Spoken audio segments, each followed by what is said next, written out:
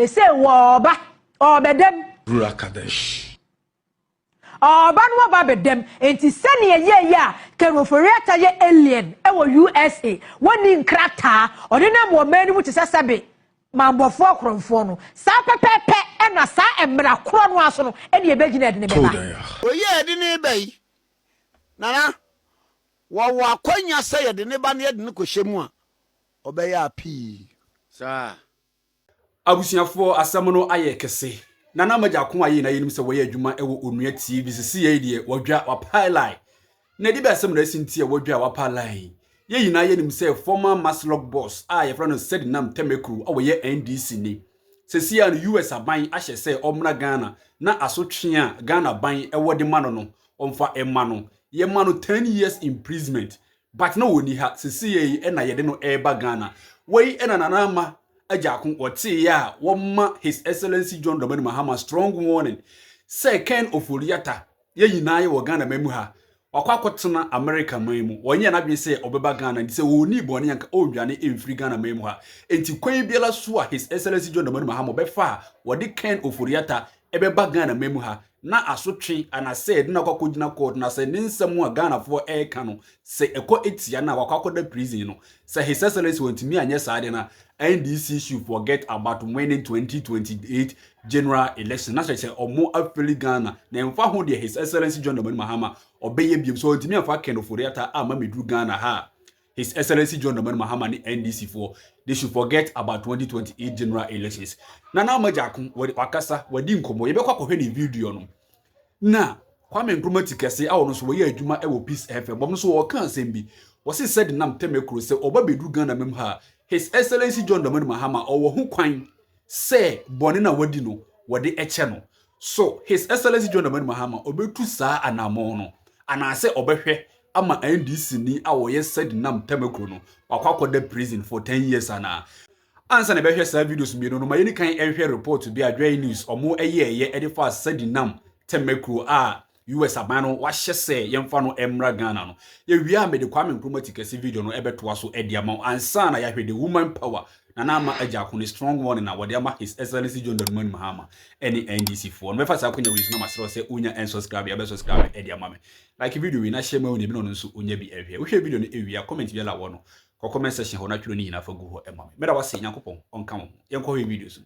A United States court has ordered the extradition of former Maslok Chief Executive Officer D0N'T to Ghana to serve a 10-year sentence for multiple counts of financial crimes, including stealing and causing financial loss to the state. The decision, delivered by a magistrate judge in Nevada, follows Ghana's former extradition request and marks a key development in long-running efforts to bring her back to face punishment under Ghanaian law. The court ruled that its jurisdiction over the extradition case and over the accused person, and confirmed that the extradition treaty between the United States and Ghana remains valid and enforceable. Member of our Legal Affairs Desk, Fatau Bayaga, joins us live with more. Thanks for joining us, Fatau. Now, can you briefly take us through the background to this case and what really led to the extradition proceedings in the United States? Yes, Sheila, the case against former Maslok Chief Executive Officer D0N'T stems from financial crimes committed during her tenure at the Microfinance and Small Loans Center. She was investigated by the Economic and Organized Crime Office, Agyarko, over alleged financial irregularities, including causing financial loss to the state and breaches of procurement laws involving public funds. So, Sheila, in 2024, an Accra High Court convicted her in absentia on multiple counts and sentenced her to 10 years imprisonment with hard labor after she reportedly left the country and did not return for sentencing. So following the conviction, Ghana initiated extradition procedures through formal diplomatic and legal channels to have her return from the United States to serve her sentence. Sheila. So then what does this ruling by the United Court mean in practical terms? Is her extradition formalized, would you say? Yes, so Sheila, the ruling by the U.S. court means Ghana has succeeded at a key stage of the extradition process, but it is not necessarily automatic. So in the extradition case or in extradition cases, particularly in the United States, a court's approval is typically followed by administrative and executive steps. So it includes certification by the U.S. Secretary of State before the person is physically surrounded. Now, there may also be some legal avenues such as appeals or habeas corpus applications by the affected person, which can delay the process.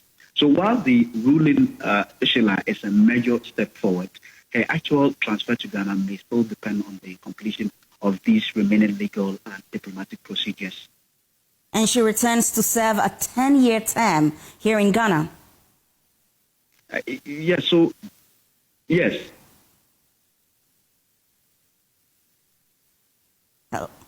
Hello, Fatah, are you there? Yes, Sheila, I can hear you. All right, so and she's coming down to serve a 10-year term here in Ghana, right? Yes. Well, what does this ruling by the U.S. I mean, so then authorities are in Ghana now. So in Ghana now, we automatic that there are further legal processes or possible appeals that could delay her return. Fatal, did you get that? Hello, Sheila. Hello? Hello, Fatal, did you get that? Please come again.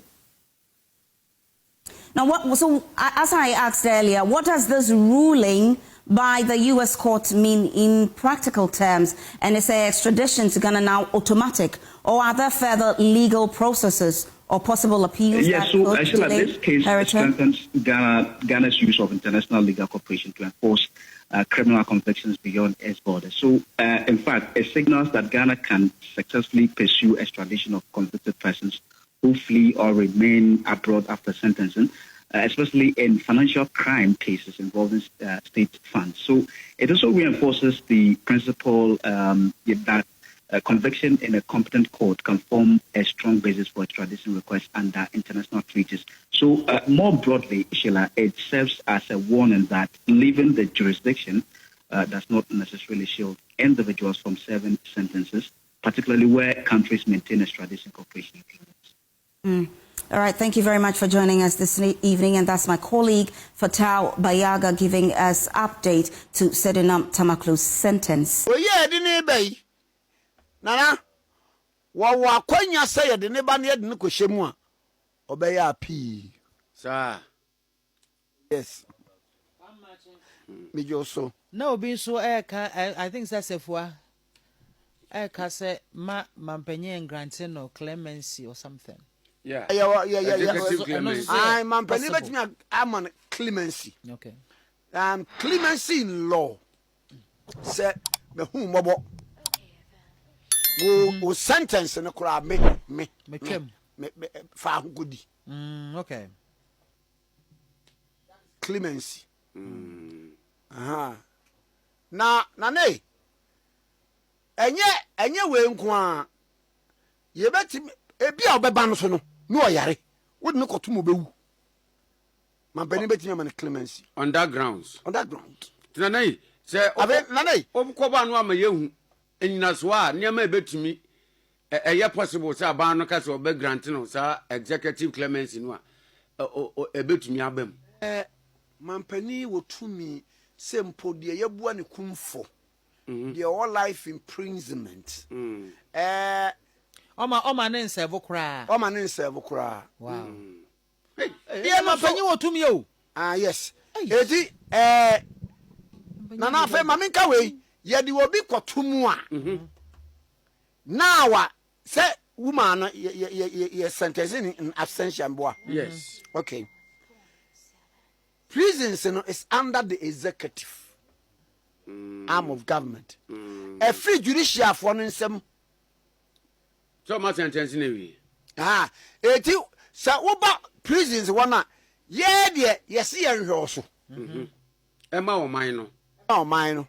Enti nese mampani ne si anyiwu a we have no ye de eno anse ayiwo. Ye den krata e kire se mampani si anyiwu aba. one ye you go. Wow. They say woba or bedem Rakadesh. Oba no ba bedem enti sene ye ya ken Ofori-Atta ye alien e wo USA woni nkrata ode na mo mani mu tisasebe mambofo kromfo no sa pepepe e na sa emra kro no aso no e de ebegina de ne beba obeba na makasa president Mahama so ntimi afa ken Ofori-Atta ama na wuye nyina be ye waste Rakadesh. ye wuye nyina ebe ko waste enti ken Ofori-Atta beba The shit. A bokavu. Uchu muche. ade achia wo be hu ni say hwe na no me ndru ba bi na empanifo bi ka say enfofo yi a muti ayisu amani abiri mu hu ya mo ayire mu hu amokan enipa na o mo de asofo no mo pa che wo Gwen. o mo pa che wo enti nipa no a ono agi ne hu di se me ye mambofo me ye kromfo me wi a wo man ni sika no akwakosi ayi ye friend say sofo kese bi so na wo pa chew no akwakosi ho ene ye to papa miss omukwa pli bagani no a wo pa chew no na asa akasa mo die make tue sika na sanso atua interest Gwen. but ade achi a na se wo tie MPP former government appointee bi ana MP bi no wo kasa wo bi sa wo say na nya ko awai ena enso na wo pa chew yi say the pain so na mo pa chew enu na ment ya say na me do ho o pepli bagani o pese sa mra no e favor no e cover no onu adini hudi se wa ye kromfo onu anipa no adini hudi se wa ye kromfo because wonya kromfo a sika ye yakoje bosiase ye de be ya de sika ye twade aba wo agency un divert sika no koto account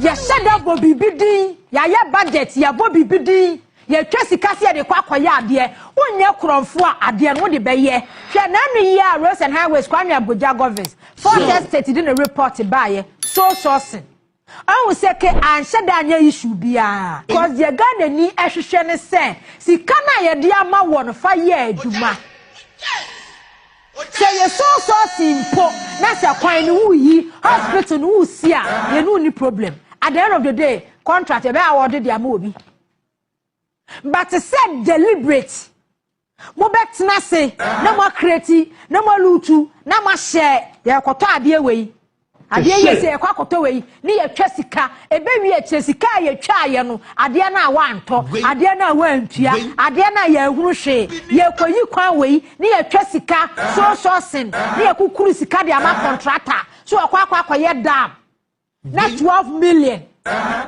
sika $12 million contractor ye tue bia ma no na waji fumpa lugu dam na wadwane na ye huru ni ekọ na ye huru ni eba na ya de ni prosecute ni pa no enipa na epache wo enipa na o stand trial na ye prosecute no onam TV mamfo so onam asofo no so na wo pache na ade achi a enkrofo so se wonye ebone wonu ankasa so di ne hudi se wo ye krofo wonu ankasa edi ne hudi se o ye krofo enu na ment ya say na me do ho I don't take madness any lawyer can Ofori-Atta use no USA can Ofori-Atta be Ghana